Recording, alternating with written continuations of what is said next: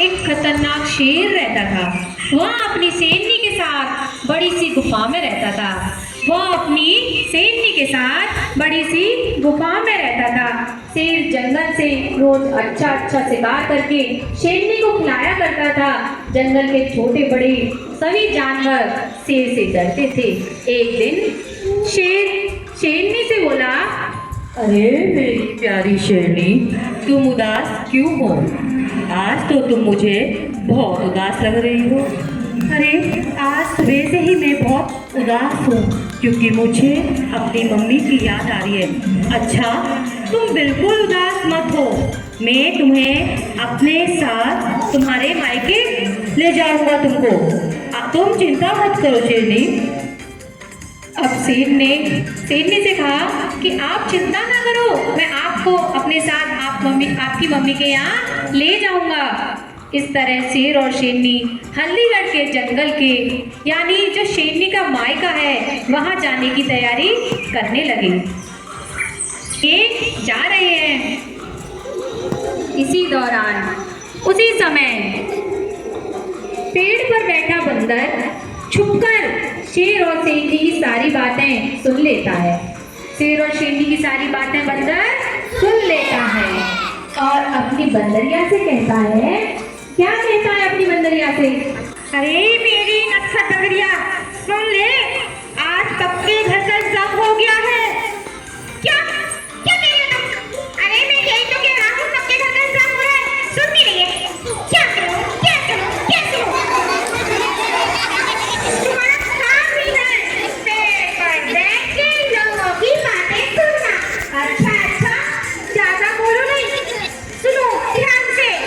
हमारे जंगल के राजा शेर और शेरनी हल्दीघर जा रहे हैं शेरनी के मायके में।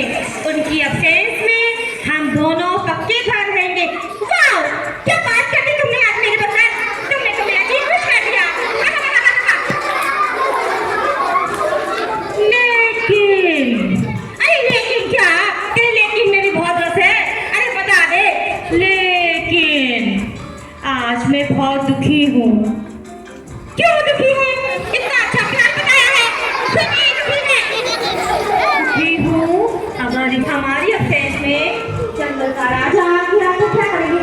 अरे मेरी नटखट बंदरिया, आज एक प्लानिंग है, एक मेरे पास युक्ति है। अच्छा, ये तो बहुत अच्छी बात है।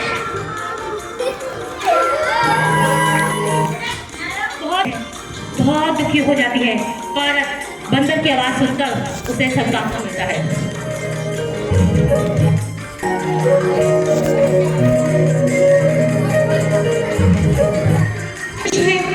बंदरिया बहुत खुश है कि हम अब एक पक्के घर में रहेंगे, क्योंकि शेर और शेरनी तो कहाँ चले गए हैं? कहाँ चले गए? बंदरिया वो शेरनी के मायके, शेर और शेरनी के मायके चले गए। उस गांव का नाम क्या है? हल्दीगढ़। क्या नाम है? Very good. अब बंदर ने सारी बातें सुन ली शेर और शेरनी की, तो युक्ति है। अच्छा, ये तो बहुत अच्छी बात है।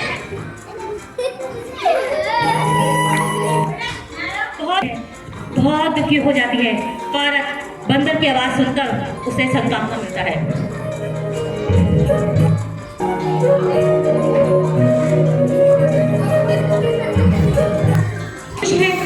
बंदरिया बहुत खुश है कि हम अब एक पक्के घर में रहेंगे, क्योंकि शेर और शेरनी तो कहाँ चले गए हैं?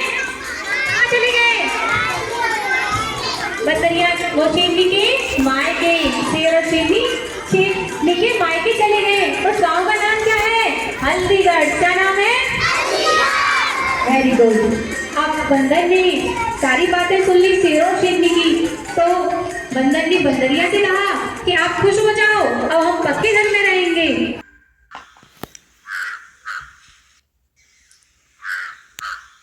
अचानक से विजयगढ़ के जंगलों में खतरे के बादल मंडराने लगे। एक कौवा उड़ता हुआ आया जिसका नाम कालिया है। काव काव काव, जंगल के राजा शेर पधार रहे हैं, सावधान सावधान, जंगल के राजा शेर पधार रहे हैं। डर से उनकी वापसी हो रही है और बंदर और बंदरिया ने ये सुनते ही सभी छोटे बड़े जानवर योजना आरंभ कर दी। योजना के अनुसार मेरे प्यारे बच्चे चुप हो जा। बंदरिया का बच्चा बहुत जोर से रोने लगा। बंदरिया जो है अपने बच्चे को मारने लगी। चुप हो जा, रोता क्यों है? रोता क्यों है मेरे प्यारे बच्चे? चुप हो जा, चुप हो जा। अभी आता होगा बंदर तेरे लिए शेर का शिकार करके ताजा ताजा गोश्त लाने के लिए गया है वो। तुम चुप हो जा मेरे प्यारे बच्चे, चुप हो जा। कहा कि चुप हो जा मेरे प्यारे बच्चे, अभी बंदर गया है शेर का गोश्त लेने। चुप हो जा, चुप हो जा। शेर ये सारी बातें शेर गुफा के बाहर बंदरिया की सुन रहा था और डर से कांप जाता है। शेर डर से कांप जाता है कि बंदर बड़ा बलशाली है, वो शेर का गोश्त लेने गया है। तो यह सुनकर शेर ने अपने कदम गुफा की ओर से पीछे हटा लिए तथा विजयगढ़ के जंगलों को छोड़कर बहुत दूर चला गया। जिस तरह बंदर और बंदरिया ने विपत्ति के समय में अपने बुद्धि का प्रयोग करके विपत्ति के समय अपने साहस का परिचय दिया और अपना साहस नहीं छोड़ा, उसी प्रकार हमें भी बच्चों विपत्ति के समय अपना साहस अपना धैर्य नहीं छोड़ना चाहिए तथा अपनी बुद्धि का प्रयोग करना चाहिए, जैसे कि बंदर और बंदरिया ने करी। विपत्ति में उन्होंने अपनी बुद्धिमत्ता का परिचय दिया।